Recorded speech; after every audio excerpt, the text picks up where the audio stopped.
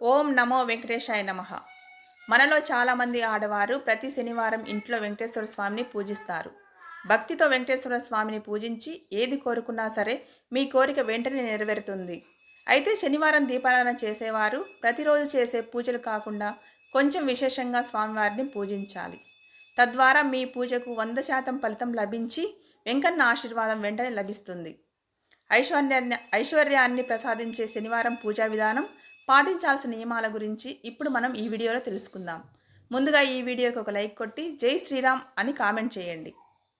ప్రతినిత్యం ఇంట్లో పూజ చేయలేని వారు శనివారం ఒక్కరోజైనా సరే వెంకటేశ్వర స్వామిని పూజిస్తే మీ ఇంట్లో ఉన్న కష్టాలన్నీ వెంటనే తీరిపోతాయని పండితులు చెబుతున్నారు.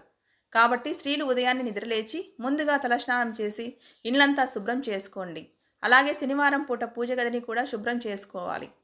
ఇల్లంతా పసుపు నీళ్లు చల్లి, పూజ గదిలో కూడా పసుపు నీళ్లు చల్లి, ఇంటి ముందు ముగ్గు వేసుకొని ఇంట్లో దీపారాధన చేయండి. ప్రతి శనివారం ఖచ్చితంగా తులసి దళాలతో వెంకటేశ్వర స్వామిని పూజించండి. స్వామివారికి ఎన్ని పుష్పాలు, ఎన్ని నైవేద్యాలు సమర్పించినా పూజలో తులసి ఆకు లేకపోతే మీ పూజకు ఎలాంటి ఫలితం ఉండదు. ప్రతి శనివారం తులసి మాల తెచ్చుకోండి, లేదా కనీసం 2 తులసి ఆకులనైనా తెచ్చుకొని పూజ గదిలో పెట్టుకోండి. మీ పూజ గదిలో ఉన్న వెంకటేశ్వర స్వామి చిత్రపటాన్ని అందంగా అలంకరించుకోండి.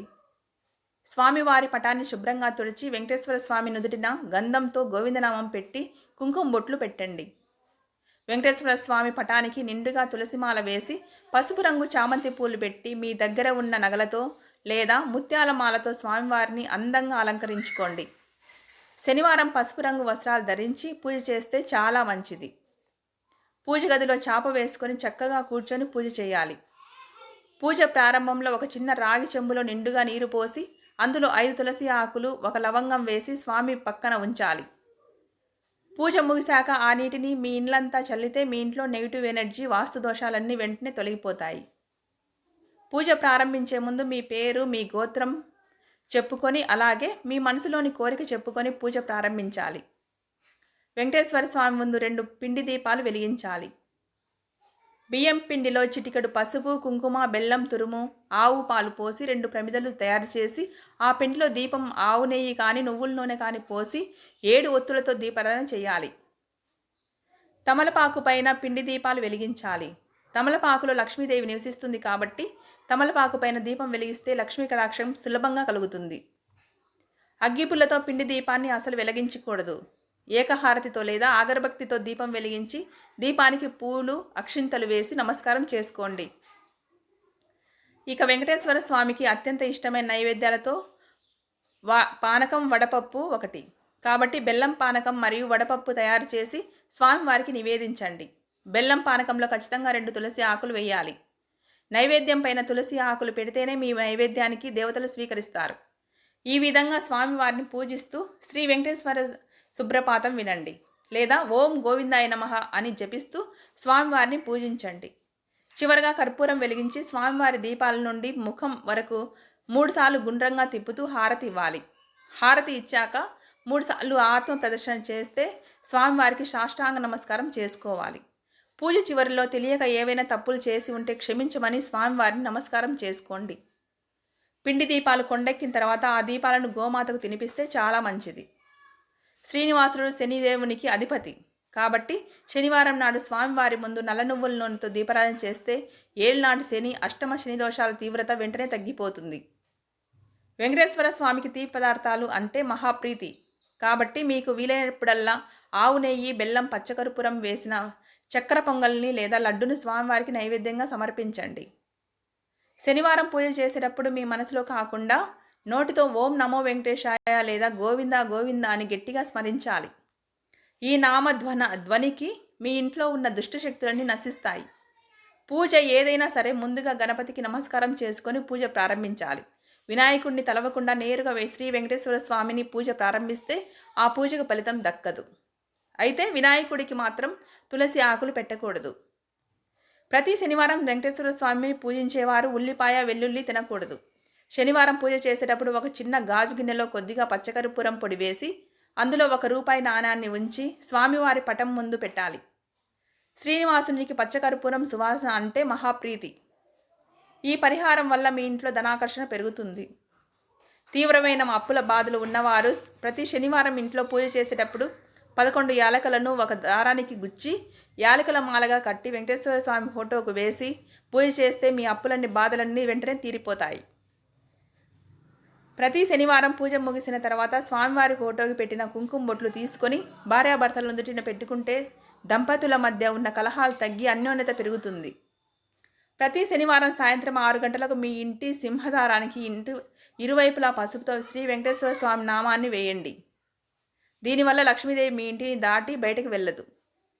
అలాగే ప్రతి శనివారం ఇంట్లో పూజ చేసుకొని మీ దగ్గరలో ఉన్న గోశాలకు వెళ్ళి ఆవుకు నానబెట్టిన పచ్చి శనగలు బెల్లం తినిపిస్తే తిరుమల కొండపై ఉన్న ముక్కోటి దేవతల అనుగ్రహం మీ కుటుంబానికి లభిస్తుంది. స్వామివారికి అభిషేకం చేసేటప్పుడు లేదా నైవేద్యం పెట్టేటప్పుడు ప్లాస్టిక్ గిన్నెలు, స్పూన్లు అస్సలు వాడకూడదు. కేవలం రాగి, వెండి, కంచు లేదా ఇత్తడి పాత్రలు మాత్రమే వాడాలి. ప్రతి శనివారం రావి చెట్టును పూజిస్తే రెట్టింపు పుణ్య ఫలితం లభిస్తుంది. ఎందుకంటే ప్రతి శనివారం రావి చెట్టు వద్దకు లక్ష్మీదేవి వస్తుందంట. కాబట్టి రావి చెట్టు కింద దీపం వెలిగించి రావి చెట్టుకు 7 ప్రదక్షిణాలు చేస్తే మీరు ఏది కోరుకున్నా మీ కోరిక వెంటనే నెరవేరుతుంది. అలాగే ప్రతి శనివారం వెంకటేశ్వర స్వామి దేవాలయానికి వెళ్ళి గుడిలో నెయ్యి దీపాలు వెలిగిస్తే వెంకటేశ్వర స్వామి కరుణ కటాక్షాలు వెంటనే లభిస్తాయి. అలాగే ఏదైనా ఒక శనివారం నాడు వెంకటేశ్వర స్వామి దేవాలయానికి వెళ్ళి స్వామివారికి పసుపు రంగు వస్త్రాలు, తులసి మాల సమర్పించి నమస్కారం చేసుకుంటే మీ కష్టాలన్నీ వెంటనే తీరిపోతాయి. శనివారం పొరపాటున కూడా చేయకూడని తప్పుల గురించి తెలుసుకుందాం. శనివారం చేసే కొన్ని పనుల వల్ల ఏళ్నాటి శని దోషాలు వెంటాడతాయట. శనివారం పూట ఆహార విషయంలో కొన్ని నియమాలు పాటించాలి. బెండకాయ, ఆవకాయ పచ్చడి, అలాగే పండు మిరపకాయలు శనివారం పూట అస్సలు తినకూడదు. అలాగే శనివారం నాడు ఎరుపు రంగు వస్తువులను దూరంగా ఉండాలి. కాబట్టి పొరపాటున కూడా ఎర్రటి కందిపప్పును వండకూడదు. అలాగే శనివారం ఉప్పు కొనకూడదు. దీనివల్ల అప్పుల పాలయ్యే అవకాశం కూడా ఉంటుంది. అలాగే శనివారం రోజున పొరపాటున కూడా నువ్వులు, మినప్పప్పు, చీపురు, చెప్పులు ఈ 4 వస్తువులను అస్సలు కొనకండి. ఈ వస్తువులను కొనుగోలు చేస్తే మీ జీవితంలో కష్టాలు ప్రారంభమవుతాయి.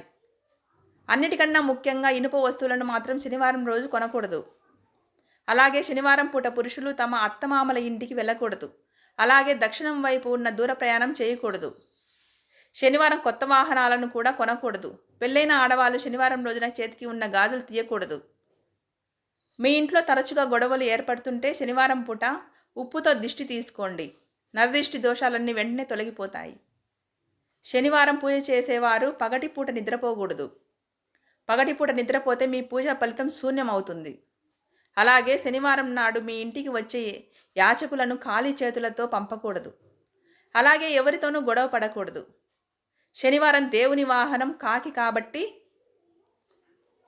శనిదేవుని వాహనం కాకి కాబట్టి ప్రతి శనివారం కాకి ఆహారం పెడితే శని దోషాలన్నీ తొలగిపోతాయి. అలాగే నల్ల కుక్కకు కానీ నల్ల ఆవుకు కానీ ఆహారం పెడితే ఆర్థిక ఇబ్బందులన్నీ తొందరలో తొలగిపోతాయి. నా ఛానల్ మీకు నచ్చినట్లయితే please like and share, subscribe. ఓం నమో వెంకటేశాయ నమః.